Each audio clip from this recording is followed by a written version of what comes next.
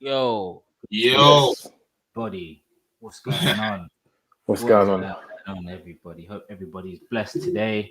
We are live once again for another episode of the Lev3ls Show. Myself, Kofi, aka KSiz. We've got, as always, Mr. Montserrat, Mr. Volcanic Island. This guy, he's just trying to fire again. All right, cool. Say nothing. Dan That's Mason cool. in the house. I'm here, man. I'm here. Who else is in the building setting levels today? Yo. Please introduce yourself, sir. my name is Steve, Trainer Headz, one of the founders of Trainer Headz, and I am the founder of Paralens Media. So yeah, but we're not talking about the media side. We're talking about Trainer Headz. Today's about trainers. We'll dip into a bit of that as well, just to give a bit people a bit of context as to who you are personally as well. Yeah. You're repping Trainer Headz, but you're also your own individual as well. Yeah. So, also, guys, it's a bit of a special one. Who knew we got two birthday boys? I had no idea when I put this together. Yesterday. So, man, obviously, Come on, man. Taurus season. it is So, indeed. Taurus season. Get me raging today, bro. Yes, but anyways, how was both your birthdays? How do you guys spend it? This is the second one in lockdown for the both of you, isn't it? Yeah. Yeah. This one's a bit even madder. Yeah. No, last year was full lockdown. If you remember, Yeah. we're all proper locked up. It was like what, 2 months into the lockdown. Something like that. The roads were quiet. Yeah. Man was going to the park to do his exercise and getting moved on by Hey, brothers. trust me. Hey, do you know what's my trouble when I went to Battersea Park? My boy, them, they harassed me still. Swear down. Yeah, I was just doing skipping and running. They harassed me saying, "Oh, we've seen you running around. You're exceeding the hour mark." I said, "Bro, come on, man." Blah. They better get your tag. Honestly, like, what are you talking about? Exceed the hour mark. What Oh, you're jibbing. people dating? See me a lot. I just want to. Yeah. Oh, Steve, you're jibbing, bro. It's funny. You're cutting out. Oh, there you are. Oh, What's going on? No, come you're back. now. No, that was Where do you stressful, live? man. You said Like, Battersea Park. Where'd you live? Where'd you live, first of all? Where do you go to school? Where did I go to school? I grew up in South London. I grew up so I grew up in the famous Walworth Road. Can you hear me? Oh, wow. Yeah. I grew up on the famous Walworth Road. Obviously, if you know about Walworth Road, you know about the famous paper. I grew up there. Kid. Went to school. I went to Chaucer School, which is now called Globe Academy. I went to John Ruskin College, and I went to university. Studied television production. Wicked. Yeah, I went to Bedfordshire. I went to Bedfordshire. Yeah. Bedfordshire was all right, you know. Did you go bed?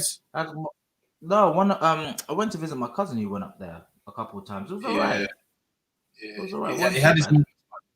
I was a bit quiet. I stayed out of all the hype, man. I was quiet, man. It's like there's things there that I just laughed at. There's people that I don't know. They went to uni and discovered that they're bad in it. So each to their own, innit? Once you get that sense of freedom, it's just what it is. Daniel, what's good, bro? He knows about market. Come on, man. If you know about Walworth Road is notorious, bro. Well, Walworth Road's the reason why I love trainers, isn't it? That's why, if you know, you know. Walworth Road, Brixton, that's why my love for trainers started. Lined up all the time.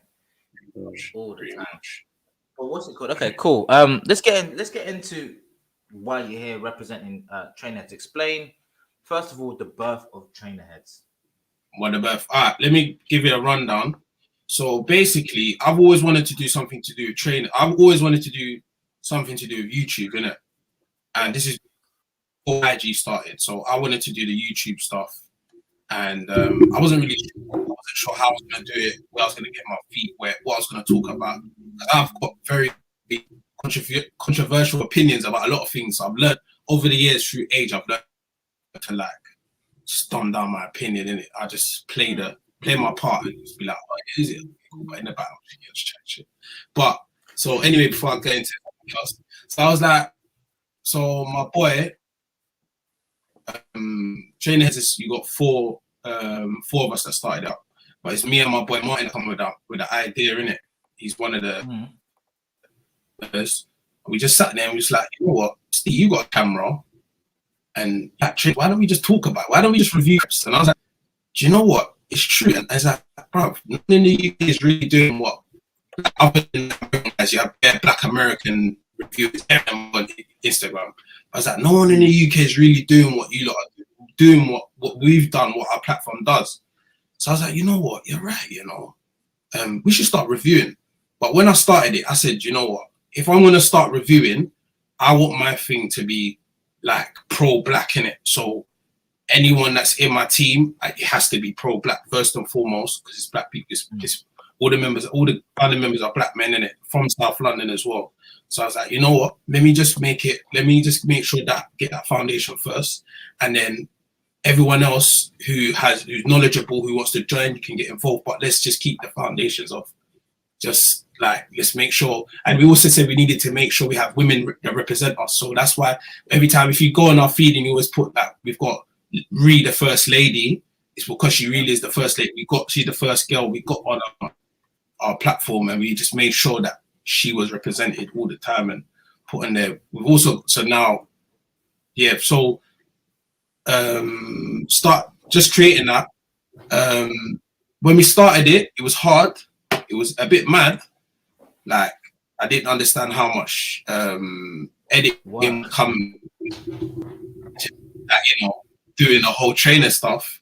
But we've been going about 3 to 4 years now strong, and we just got to like 2,000 followers. So we're just trying to keep our pages more organic opinion, our opinion, making sure our opinion is heard in it. We're not trying to make it seem like none of this stuff we reviewed we've been paid for. No one's giving it to us. There's some stuff we've got for free, and we've reviewed them, you know, and given to us. But we've never been paid by Nike, never been paid by Puma, anyone, Reebok. We just, all the opinions of the Creps is solely ours. Yeah, what are you trying to do? You say you got a sponsorship? No, he don't. He's just pro Adidas, bro. Like, that's what he is. What you say, you're pro Adidas? Nah. This guy, nah, I don't even know. I don't know. I love both the big brands, man. But if I was to be very specific of who I love and who still has my love, it's Nike. You can tell by all the boxes I've got. And this is not even a bit of my collection. I've got more and some in storage. I'm more of a Nike guy, and that's because of Jordan, innit? Like, when I was growing up, Michael Jordan was the first person, Black hero, athletics-wise, that I saw on TV at age 6, 7. Because I remember watching the NBA finals. Because I don't know if you remember, Channel 4 used to watch NBA like 1 o'clock or 2. Yeah. That's how I know you lot a legend. When I used to say it to some people, they're like, no, I don't remember that. I'm like, trust me. Listen, you would wake up going to school the next day. In the night, you remember, before Space. Listen, Channel 4 busts me on a lot of things, but that's another conversation. You can't talk about that. We talk about Channel 4 another time. Yes. I was speaking to someone about it. I was like, bro, don't you remember? Like, I thought I was going mad. I was like, don't you remember Channel 4 when in the 90s, like they used to show like the highlights of the NBA? Like, I remember when I was like before Space Jam. When did Space Jam come out? Like 98? I think 97. 96, yeah. Come out. I remember before then they used to show the thing, and then after that they kept showing more of it after the Space Jam come out. We used to shoot, they used to put the highlights of like the NBA finals. I remember watching the NBA finals and all them things, seeing Jordan. I remember watching the year when Hakeem Elijah won, when he won it with the Rockets. I remember when the whole thing when Jordan left, come back. I remember that season when he was wearing 45. I was thinking, why is he wearing 45 for? He's number 23. What's the change? I don't get it. So so if I was to choose, Adidas, I would pick Nike or Jordan specifically because of MJ. Do you know, I'm gonna put you on the spot, yeah? Go And on. I'm probably testing myself. What Jordans did he come back in? He came back. Oh shit! I actually remember. He came back. No, he came back. No, because he wore the Concords after Space Jam. He came back in. Oh shit! I actually remember this because I saw it all my days. I can't remember. All my days. I actually. Oh shit! Do you know what? I'm Oh. gonna research it now, but off the top of my head, I thought it was the Bread 11s that he came back in. It was the Bread 11s, you know. I genuinely thought it was a Bread. It was. 11. You know what? You know what it was? It was the Bread 11s because the Bread 11s have the 45 on it. Exactly. That's the Yes. only reason that That's it. Bread 11s. It was Bread 11s. He come back in the Bread 11s because the Bread 11s came back. Yeah, Bread 11s were the only Jordans that had the 45 on it. On them. Exactly. If I can remember, yeah. And then they tried to release what did they just release the end of last year, December last year? What was the Jubilee The ones? Space Jams. No, remember they just released the Jubilee ones. They also put 4 or 5 on the back of the Jubilees now. No, I got which ones did I get recently? The black with like the silver sole. But the Yes. Space Jams, I think they did as well. Yeah, Anyway, yeah. That's just nerdy sneaker talk. But I just felt to just put you on the spot just to see. Yeah. Just, you know. No, you know, I remember I was thinking, oh yeah. Yeah, to be honest, yeah, I'm not. If I'm being honest, out of all of us, I'm not the sneaker connoisseur out of all of the guys. It's more Jay. Jay's more that. If you watch our reviews, Jay is Captain Technical. He's called. He will tell you what material he used in 1991 for the Jordan ones. He'll tell you in what mountain they climbed to get down. Oh, you can't now. Yo, you're cutting out, Steve. Did I cut out? Am I back again? Yeah, yeah. You were just saying he will tell you what mountain he climbed some J's or something. Bro, he can tell you what climb to get the sneaker, what lace, where he can tell you. He's captain. Know it all, man. He knows it all. That's Jay's. That's his superpower when it comes to the group. So, I think I clocked it when you sent him down to, I think, Canterbury, and he did a review in Canterbury with some dude or some limited thing. Himes Collective. That's my big up. Yeah. And I was there like, George Himes. This brother knows his stuff. Like, yeah, I was like, he knows his stuff. And there was some, what was it? Some next Butters trainers, which was some like some only ballers knew about this trainer. I forgot what it was. I forgot what the trainer was. It was literally one of those Marmite trainers. I need to watch it back to see because he said it himself. Yeah. He said these are literally, you either love them or you hate them. I forgot what it was. Yeah. But when he was going in, I was like, he knows his stuff, first of all, because he must have hooped first. And how much detail he went into, I was like, yeah, this guy's on game. Yeah. He knows that. Honestly, he knows. He's proper. He's the mastermind of like knowledge when it comes to all the sneakers. Like, he gives us a rundown of the materials and all that stuff before we review it. All them things. He knows. Like, I don't know how he knows. I don't know how he finds time because that guy. If I can say he's one of the busiest guys. Well, quite busy, but he's one of the busiest guys in the group. The team, all the members, the guys that found that busiest, crazy busy. Fine. We kind of interrupted you, so going back to like the founder members and stuff like that. You said there was 4 of you that had to be pro black, etc. Yeah. So who actually are the 4? Can you name them? So you got me, you got my boy Dean, you got my boy Martin, and you got my boy Jay. So you've seen Dean. Dean's his cooks. He does the sneaker every week. You've obviously seen me from reviewing. Like, to be honest, even me being a presenter was new because I hate being on the camera. Like, even doing this today, I help myself. I hate it. I hate talking. Just don't do it. Like, it's not my thing. I can talk to you or talk to, like, you know what I mean? Like, but I would being on the spotlight, it's not my thing. But what do I think about the little Nas trainers? I'm gonna get into that in a minute. Their man, they're Shaitan anyway. But we'll get into that. That guy creeps me out, bro. Like he really creeps me out, bro. I'm not gonna lie to you, he creeps me out. He does, bro. Like he's different, bro. He makes me feel a bit cold, bro. Honestly.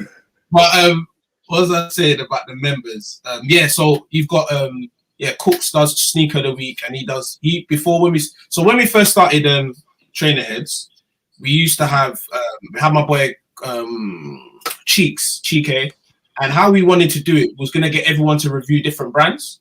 So Cheeks, he used to love he was an Adidas Yeezy man. So anytime if you go back to our first ever episode, he used to do all the Yeezys and all that and blah blah blah.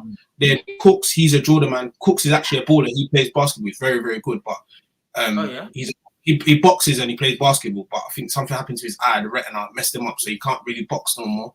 And even basketball is a bit hard for him. But he's got handles. He'll move to you. But we like this. Hey, listen, trust me. Like if I was to pick, I'll pick him, bro. He's different. If Mason could probably still jump out the building. Don't tell me about Mason, bro. I'm telling you, don't let me get Cooks to embarrass, man. He's cooking. We call him Cooks because he cooks, bro. That boy's cooking, man. You got to some of us will be there. Trust me, he's cooking, man. That's why he's called Cooks. He cooks you up. Don't let him cook you up. Don't let him chef you up, man. So, so he was doing the Jordan reviews because he's obviously he's a Jordan fan, but he's a Lakers fan. But that's where we butt heads. Yeah, because obviously Lakers, of course. But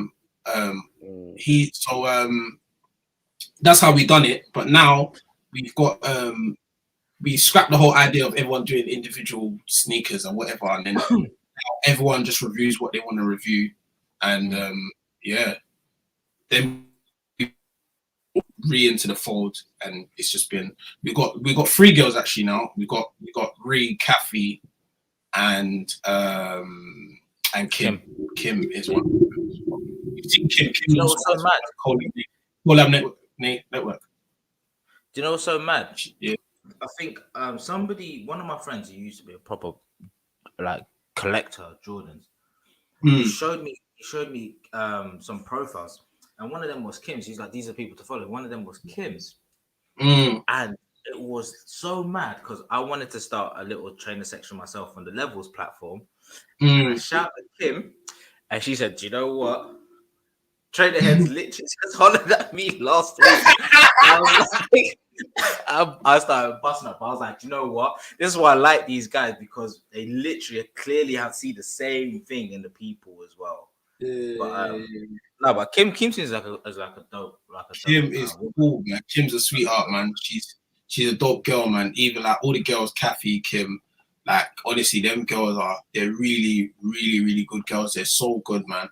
Like they're dope, man. Like honestly, they're proper dope. Like dope people, man. I couldn't ask for a better set of girls, to be honest. Like they're really, really good. They know the shit, and they're lovely girls, man. It's gonna sound like a dumb question, but I mean, sometimes trainer wearing is always seen as a guy thing, predominantly worldwide. What made you want to put them on? Is it literally just to show female representation? To be honest, exactly that. And the only girl that I was seeing, black girl that was really pushing the sneakers. Well, the 2 black girls that I saw that were really pushing the sneaker scene from this side of the ocean was Sherlyn, my boy P's missus, Uptown, and Shan's Got Soul. They were the only black girls. They were the only black girls that I saw on IG. I thought, you know what? Because to be honest, let's not be. I'm going to keep it a buck. The training industry with influencers, the ones that are really big, are white girls and white European girls. And I thought, you know what?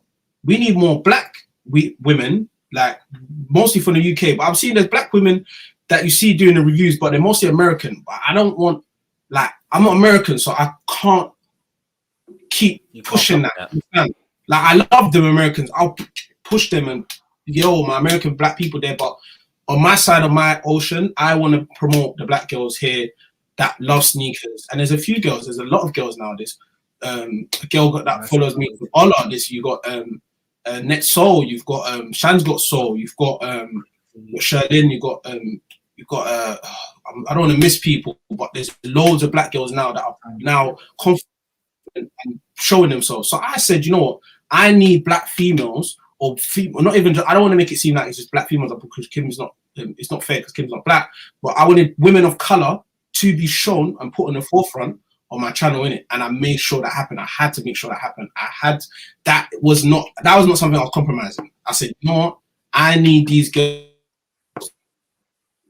Like, it's not just a man thing, and they know their stuff. Like, what you know, the review know their shit. Right? So that I did it to reflect on the boys that were reviewing as well.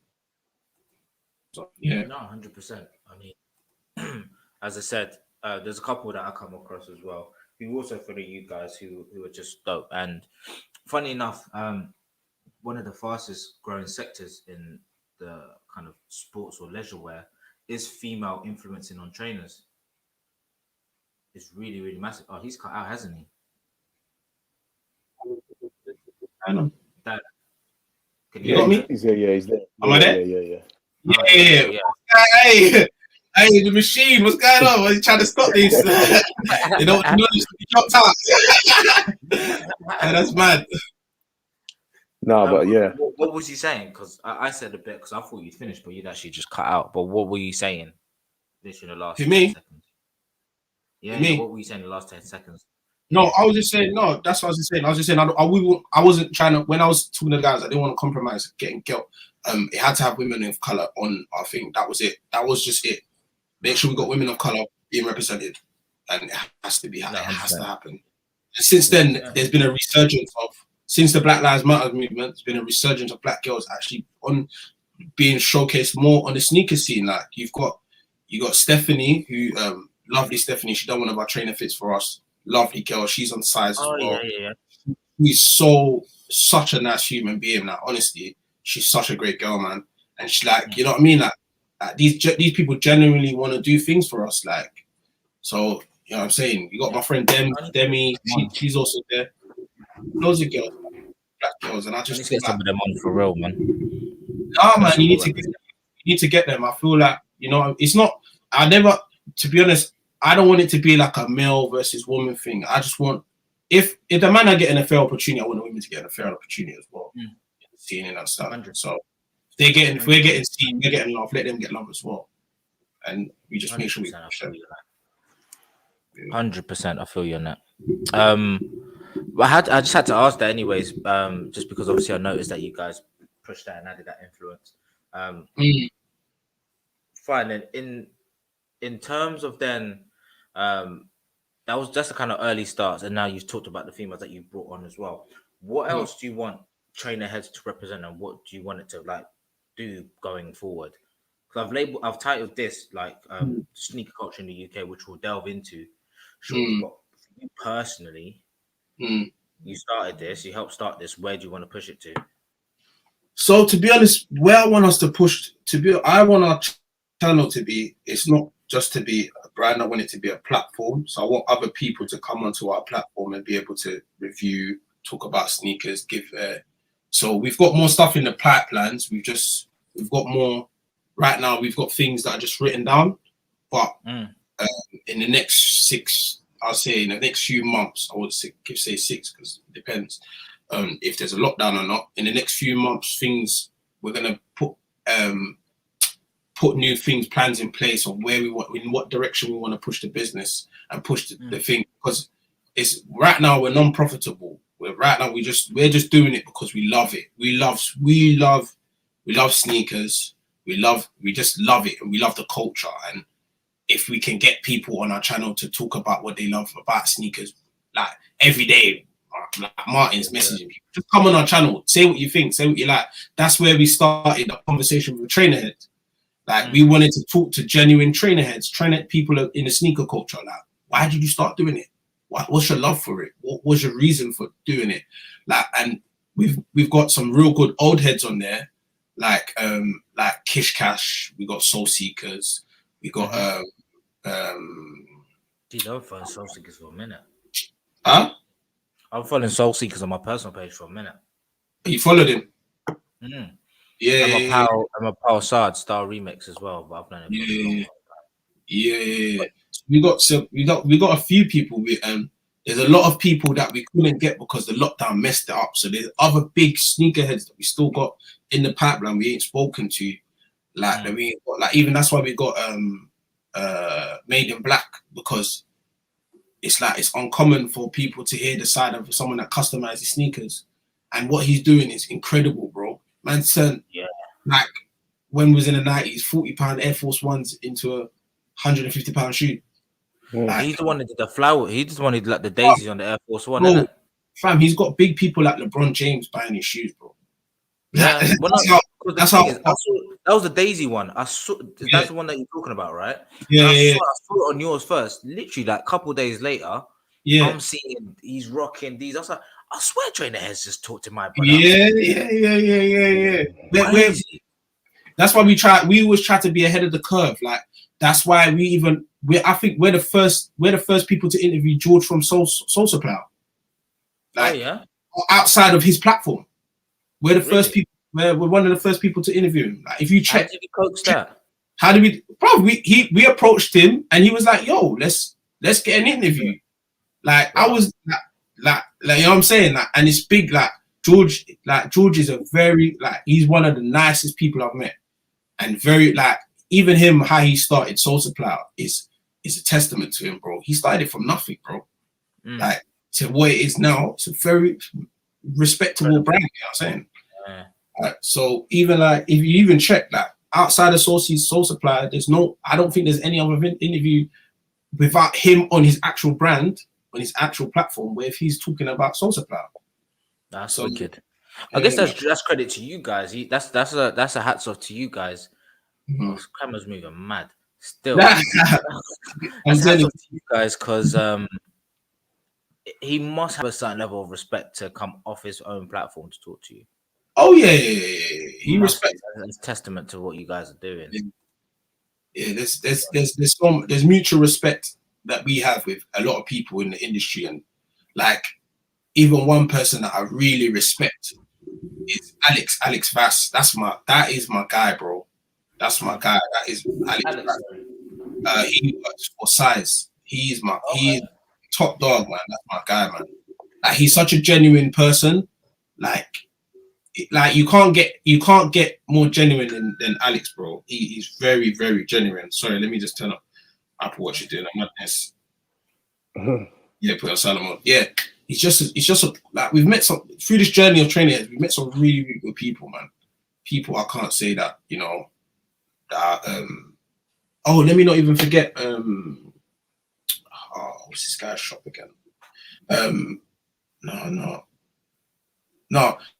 So when we started Trainer Headz, we started it in my boy's yard. Now it's the studio. We turned it into a studio and was looking for a space. My boy started a shop, and that's the one that we always got Cop It. So I always thank Cop It, bro. Cop It. Yeah, man, Cop It. Now they've got two shops. They got one in Brixton and they got one in Kings Road. You lot should go. If you don't got time, go to the Kings Road shop. That shop's epic. Madness. Yeah. And also my guy Jack in Manchester, Sneaker 63, first their consignment store in Manchester. Them guys show us crazy love every year. We go there every Christmas and that's when we do our end of year review, and they show us. They give us the best hospitality, man. Like they treat us like family. So anyone that's watching it, go to those two shops. But there's other shops I'd recommend, but those two particular shops give us bare love. 100. Mace, you want to jump? You got any questions actually? So I could go on today, you know me.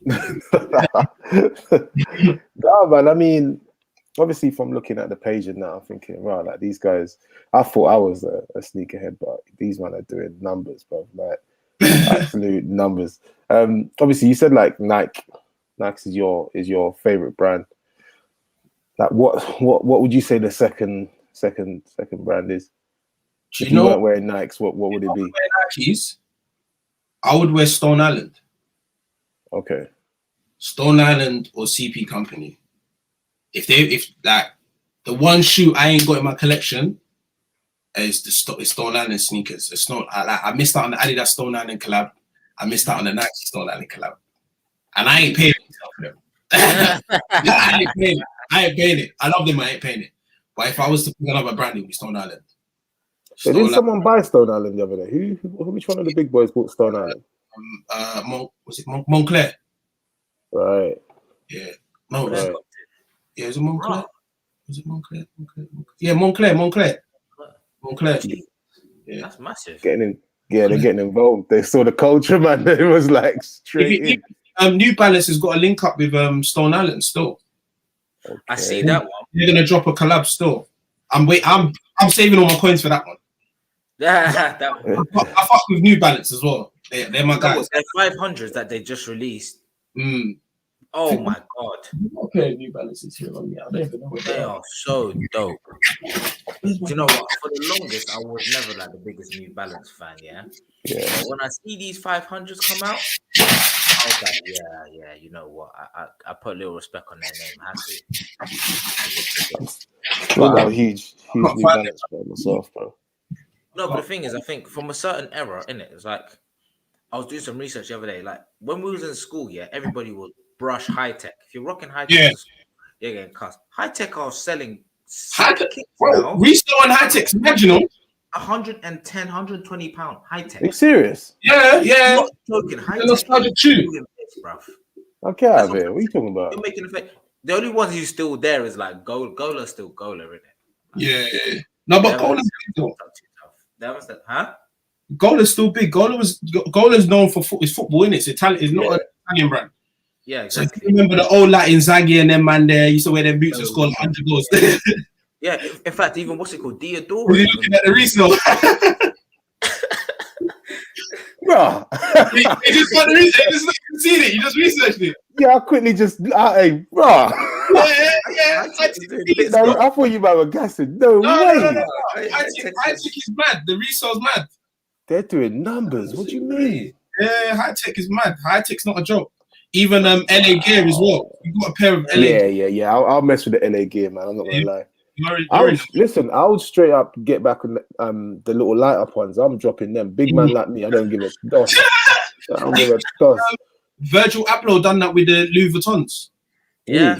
He done a light up. Yeah, he done a light up shoe. But the light ups were hard, man. Like, listen, they were just dope. Like, do you remember the pumps? Yeah. I love the Patrick Ewings, man. Jeez. Yeah, you know what? You just brought up Virgil, yeah? I wasn't going to jump into this later, but Off-White Night collabs, are they overhyped or are they like... You know what's mad? I think, do you know what? I like Off-White and I like the collaboration. I like it. First, when I started it, I thought, I don't know. I got one of the weirdest Off-Whites in there. They're just weird, man. But they're just like, I'll show you. They're just weird, man. But these are like my gym shoes, bro. What? You want Off-Whites for gym? Yeah, these are my gym shoes. So much money. These are my gym shoes. Rotted. I wear these for gym, bro. Jeez. These are gym shoes. These are Listen, you must have too much crap here if you're rocking Off-Whites to gym, you know. No, before I was wearing Yeezys to the gym and I got told off. Right. Yeah, I got told off still. But I was like, bro, they're trainers at the end of the day. They're meant to be worn, innit? Yeah. Be worn. You got 2 380 boxes there, I see. Huh? Are they 380? They're just boosts. They're boosts. They're all over the place, man. I got boosts. No, these are 350s. 350s. Oh, sorry, 350s. I mean, sorry. Yeah. I love the 380s personally. People don't like them. No, I just the only 700s, 500s, and 350s. That's it. Me. Trust me. The boost all on the 380s is like that thick. Yeah. Oh, it's so comfortable. Well, I just won the sliders today, so I'm just waiting for them. You won them? Yeah, I won the sliders this morning. You see the way the congrats is like. No, do you know what it is? Because I didn't even enter. The thing is, I'm trying to hold out for the 6s. Huh? Do you know how much the sliders go for? That is a 200% profit. They go for 350, 400. They're £50. They go for 400. Hold on. Sorry. Okay. This is mad ironic, isn't it? Because again, it's another topic I was gonna go to. or about reselling. We'll actually dip into that a little Yeah, bit we'll later. go into that. We'll dip into It's that a bit mad. later. We'll But keep that.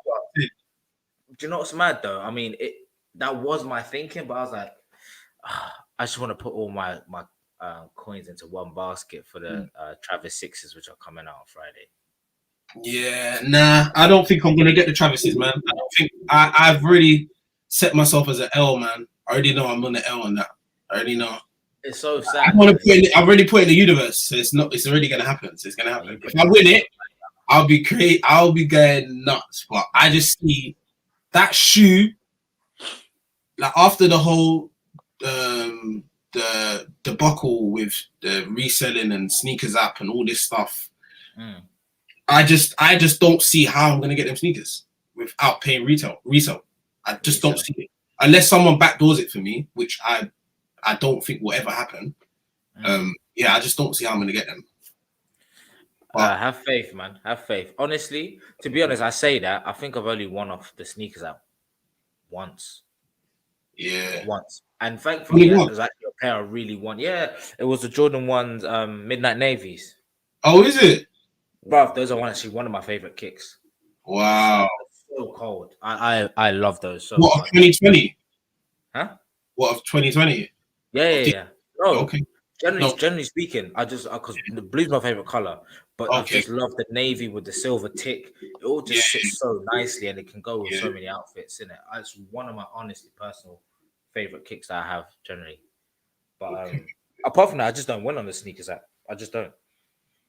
Everything, any off-white, I know I'm not getting. I just put it out there. So yeah, this is what I'm saying. How can you say any off-white I'm gonna put out there? I'm not gonna get. But you're confident about Travis. What the hell? What you're Travis wears? I lie. Travis said off-white is the same level of impossibleness. I mean, impossible is living a word, but that I'm gonna give that to you. You not add that to the Urban Dictionary. They're the same of how you cannot get. You can't them shoes. I'm telling you, you have to do some rituals to get them shoes, bro. I'm gonna call NDM back.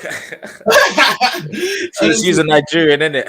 Listen, them shoes, they are ritual shoes that people that get them shoes are either getting backdoored, or lucky. Three things: backdoor, really lucky, which is very rare, because I got people. I know someone that works at Nike sneakers, and he said even they don't get the sneakers, bro.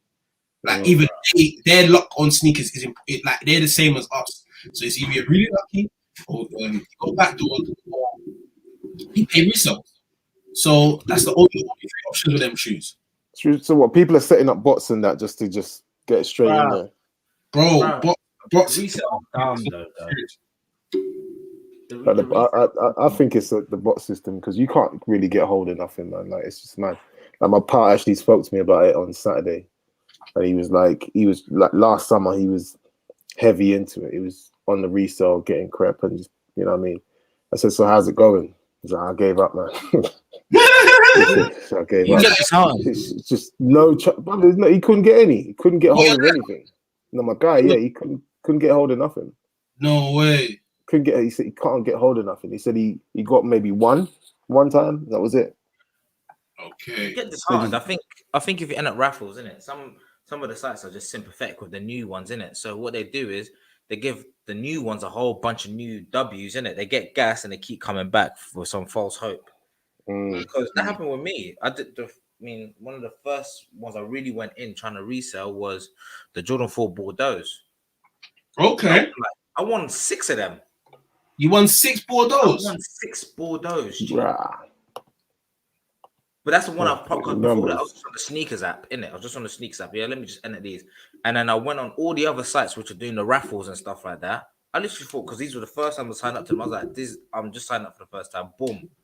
I won 6 out of 8 I entered. Wow.